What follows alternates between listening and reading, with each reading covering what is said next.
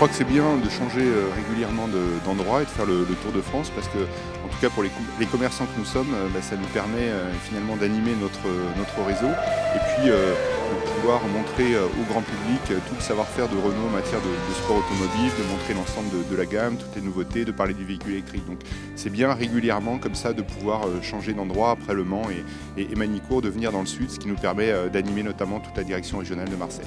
Évidemment, le grand public vient d'abord pour le sport automobile et toutes les animations, toutes les courses qu'il y a pendant le week-end. Mais évidemment, c'est une occasion en or pour nous commerçants de pouvoir montrer toute l'étendue de notre gamme, tout le savoir-faire. Donc bien sûr, il y a des expositions sur les véhicules Renault Sport.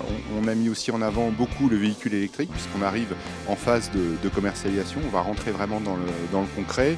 Nous avons aussi présenté Koleos phase 2, c'est la première fois qu'on le montre au grand public. Et puis bien sûr, puisqu'on est en période de Coupe du Monde de rugby, nous avons mis en place toute une série d'animations autour du rugby. Et ça tombe bien puisque notre réseau est en porte ouverte ce même week-end que les WSR et que le thème de ces portes ouvertes, c'est le rugby et le partenariat de la Direction Commerciale France avec la Fédération Française de Rugby et le 15 de France. Il y a Renault, mais il y a aussi Dacia, et c'est vrai qu'il y a une exposition Dacia. Et puis, on a mis aussi en place effectivement une piste de 4x4 pour montrer toutes les qualités de franchisseurs de Duster, qui sont grandes. Et sur la première journée, on a dépassé les 1000 essais Duster, ce qui est très au-dessus de nos espérances. Donc c'est aussi une opportunité de montrer ça à nos clients.